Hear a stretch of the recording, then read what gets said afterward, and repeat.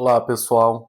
Hoje estaremos falando sobre um tema atual, um tema importante e até hoje, no século XXI, um tema polêmico. Estaremos lendo Mateus, em seu capítulo de número 13, versículo a partir de número 10. E ao se aproximarem dele, os discípulos perguntaram: Por que lhes falas em parábolas? Ele respondendo disse-lhes: Porque a vocês é concedido conhecer os mistérios do reino dos céus, mas a eles não é isso dado. Porque ao que já possui se lhe dará e terá em abundância, mas ao que não possui, até o que tem lhe será tirado. Por isso lhes falo por meio de parábolas, pois vendo, não veem, e ouvindo, não ouvem, nem entendem. Bom, o primeiro passo a entender é o porquê que Jesus falava por meio de parábolas. Alguns estudiosos, historiadores vão dizer que Jesus ele pregava por meio de parábolas porque no Antigo Oriente Antigo o conhecimento de um mestre, o conhecimento de um líder era medido por meio de suas pregações, por meio de seus ensinos. E como, Lucas? Os pregadores, ensinadores, os mestres sábios, eles eram assim considerados por ensinarem por meio de parábolas. Só que existia a mais alta classe dentre esses sábios, que eram aqueles que pregavam por parábolas e ensinavam aquilo que eles pregavam. Conseguiam explicar a parábola que eles ensinaram. E esse texto que nós lemos fica muito evidente que a parábola não era uma questão simples. O próprio Jesus está dizendo que aqueles que ouvem as suas parábolas veem, mas não conseguem enxergar. Ouvem, mas não conseguem entender. E quem é que entende? Discípulo. O discípulo é diferente de aluno, porque o discípulo, aquilo que ele aprende para pôr em prática. É por isso que o nosso chamado não é para ser aluno. O chamado à igreja é o chamado ao discipulado. Não somente a sermos discípulos, mas tornarmos discípulos. E aqui tem a primeira pergunta. Você é um bom discípulo? Ou um discípulo mau, um discípulo ruim? Porque o discípulo precisa ter interesse em aprender as questões do reino. Quando lemos 1 Timóteo, capítulo de número 2, versículo de número 15, o capítulo de número 3 e o verso de número 2, nós vemos que as instruções para o obreiro é para que o obreiro seja apto para ensinar, mas não somente isso, que maneja bem a palavra da verdade. Não basta nós apenas sabermos onde estão os versículos, os capítulos, sabermos localizarmos os livros. Se faz necessário que tenhamos aptidão para ensinar. 1 de Pedro, capítulo de número 3, verso de número 15, vai nos dizer que nós devemos estar sempre, absolutamente, em todo tempo, preparados para respondermos a todos aqueles que nos perguntarem acerca da nossa esperança. Hoje, se chegassem até você e te perguntassem acerca da tua bendita esperança, você conseguiria responder? Conseguiria explicar? É justamente esta preocupação que, como discípulo, eu quero gerar em mim e em você, para que venhamos ter a curiosidade de aprender mais, nos dedicarmos mais, para que assim venhamos desenvolver bons obreiros, bons discípulos, fortificados na palavra. No entanto, por que eu disse que é um tema que ainda que atual, ainda polêmico? Porque ainda hoje nós vemos inúmeros, não poucos, ataques à teologia. Líderes que, em nome da espiritualidade, tentam anular o conhecimento. E dizem que o Espírito Santo revela, que o Espírito Santo faz, que é o Espírito Santo quem realiza. E eu estou aqui para dizer que tudo isso é verdade. Mas o Espírito Santo, ele nos faz lembrar daquilo que um dia nós lemos, daquilo que um dia nós meditamos, daquilo que um dia nós estudamos. É simples e até mesmo fácil colocarmos tudo na conta de Deus. e do Espírito Santo e tirarmos de nós a responsabilidade de ler, de aprender a interpretar, de extrair o sentido literal do texto. É muito fácil lermos o texto sem nos importarmos com os propósitos primários do escritor e falarmos aquilo que nós entendemos. No entanto, é trabalhoso compreendermos o que o autor verdadeiramente queria transmitir. Enquanto no meio teológico, no cenário em que vivemos, vemos líderes que, em nome da espiritualidade, desprezam teólogos, nós vemos falsos mestres, falsos teólogos, desprezando irmãos mais simples. É por isso que nós precisamos nos adaptar, nos adequar aos ensinos de Jesus. E o que é que Jesus ensina? Que nós erramos. E por que nós erramos? Nós erramos por não conhecermos as Escrituras. Então, o espiritualista que defende que não precisa do conhecimento, ele erra por não conhecer as Escrituras. E os teólogos falsos, os falsos mestres, eles erram, de acordo com Jesus, por não conhecerem o poder de Deus. Então, é necessário que, para que venhamos ser um bom obreiro, um bom servo, um bom ouvinte, mas também um bom ensinador, sermos cheios do Espírito Santo e cheios do conhecimento. Nós vemos que um dos maiores obstáculos é dentro do cenário em que estamos inseridos. São as críticas, e você vai ouvir muito que você é frio, que você não tem unção. Mas espera, quem disse que esses que dizem que teólogos não têm unção, que teólogos são frios, são termômetros espirituais? Quem concedeu a eles este direito? Então tranquilize o seu coração e não vá de uma forma desenfreada viver amargurado por conta daquilo que falam, por conta daquilo que pensam ao seu respeito. Mas também tem que ver se você não se encaixa naqueles que criticam os irmãos mais simples. Porque é necessário entendermos a importância do equilíbrio. Por quê? Ser racional não compete com ser espiritual, pois a verdadeira racionalidade compreende que existem limites.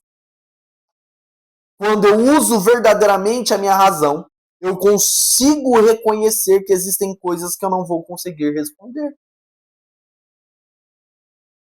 Enquanto a verdadeira racionalidade me mostra que existem limites, a verdadeira espiritualidade me leva a desejar, me leva a ansiar conhecer mais de Deus, através da sua revelação, que é a Bíblia.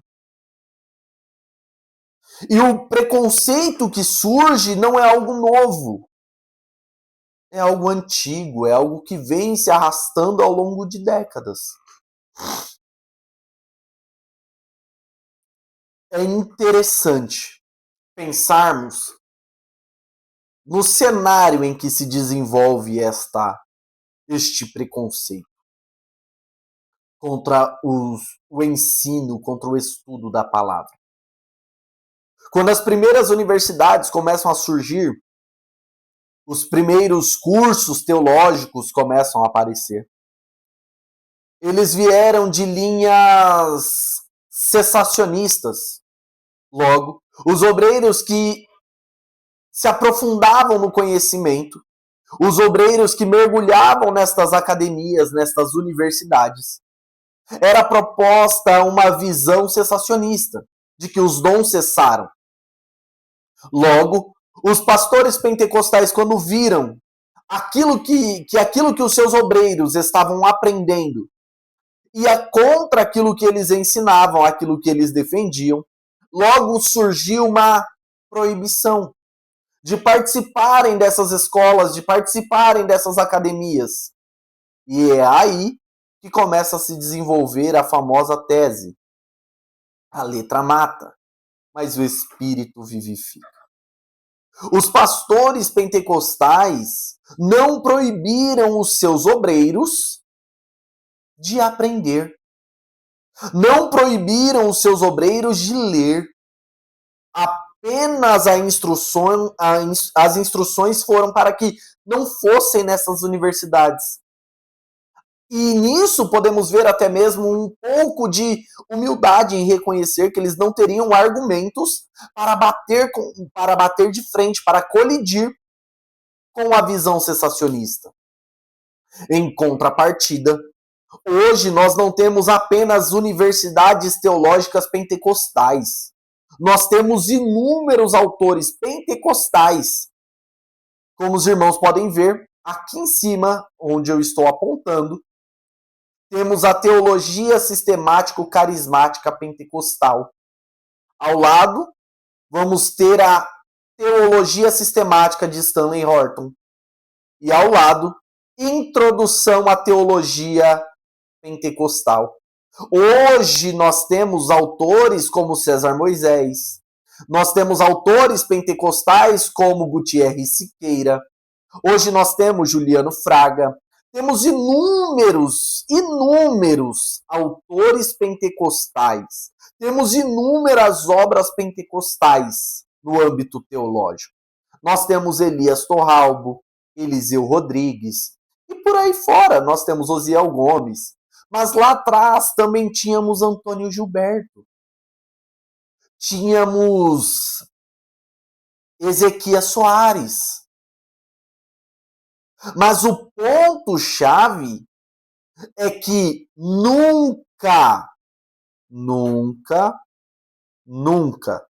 foram proibidos os estudos das Sagradas Escrituras. Mas a idealização que se desenvolve e se arrasta ao longo das décadas com isso é que é proibido pensar. Logo, se você pensa demais, você é frio. Você não tem o Espírito Santo. Mas desde quando surge esta ideologia de que a letra mata, mas o Espírito vivifica, nunca foi diretamente contra a teologia, mas sim contra a teologia cessacionista. E hoje temos inúmeros argumentos para embasar a nossa fé. Hoje, nós podemos defender, podemos nos desenvolver, e vemos que o pentecostalismo, ele tem sido, como eu posso dizer, ele tem sido reconhecido no meio batista, no meio presbiteriano, como um meio que vem crescendo e se desenvolvendo nos estudos. Mas o preconceito ainda permanece em nosso meio pentecostal. A idealização que surge lá atrás, com uma certa justificativa, foi passando ao longo das décadas, de um para o outro. Contudo, a idealização que tinha no início se perde. E hoje o pensamento permanece, mas sem argumento sólido, sem argumento válido. Tudo isso em nome de uma preguiça transvestida de espiritualidade. É por isso que nós precisamos entender o porquê existe tanto preconceito. Não é algo que começa agora, é algo que começa lá atrás. Só que mesmo começando lá atrás e tendo argumentos válidos, hoje esses argumentos já não são mais válidos. E o pensamento continua. Então se faz necessário que nós venhamos acordar e começar a produzir algo para que este preconceito não venha mais ter forças em nosso meio. Por quê? Precisamos fazer com que os nossos irmãos entendam, compreendam Que a teologia ela é importante para a área mais importante do cristianismo, que é o evangelismo, que é a missiologia. A teologia ela é de suma importância para tudo isso. É claro que nós precisamos entender que durante o evangelismo, durante uma obra missionária, nós não vamos tratar questões como arminianismo e calvinismo. Não vamos tratar sobre infralapsarianismo e supralapsarianismo. Não vamos tratar sobre pré-tribulacionismo ou pós-tribulacionismo. Não vamos tratar sobre os 4 pilares do pentecostalismo clássico. Não falaremos sobre a reforma protestante ou sobre os pais polemistas, apologistas. Não. No entanto, nós precisamos nos preocupar com qual teologia está sendo transmitida em nosso evangelismo. E o porquê.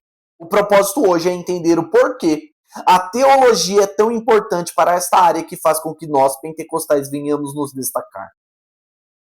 E para isso podemos utilizar a frase de Kevin Van Hooser, que diz: o grande mandamento nos chama a amar a Deus fervorosamente, com o nosso coração, mente e forças. Todavia, não podemos amar corretamente a Deus sem conhecê-lo. E não podemos conhecer a Deus corretamente sem compreender o que ele fez em Jesus Cristo. O discipulado depende da cristologia, e a cristologia remete à capacidade de conhecer a Jesus Cristo e de mostrar quem ele é para nós. Dentro do Novo Testamento, nós vemos isso claramente. Uma preocupação de Jesus Cristo acerca do conteúdo do evangelismo, acerca do conteúdo da missiologia. Quando lemos Mateus 23:15, o texto diz, é Jesus dizendo: ai de vós, escribas e fariseus, hipócritas, porque vocês percorrem o mar e a terra para fazer um prosélito, e uma vez feito, o tornais filho do inferno 2 vezes mais do que vocês. Notem que a preocupação de Jesus, o propósito aqui de Jesus, não é fazer discípulos apenas. Jesus está criticando os falsos justamente por isso. Vocês se esforçam, vocês se dedicam. Jesus utiliza uma hipérbole para dizer que eles rodeavam a terra inteira atrás de uma alma, atrás de uma pessoa. E isso é bom. Nos esforçarmos e reconhecermos a importância de uma alma para isso. Mas o texto diz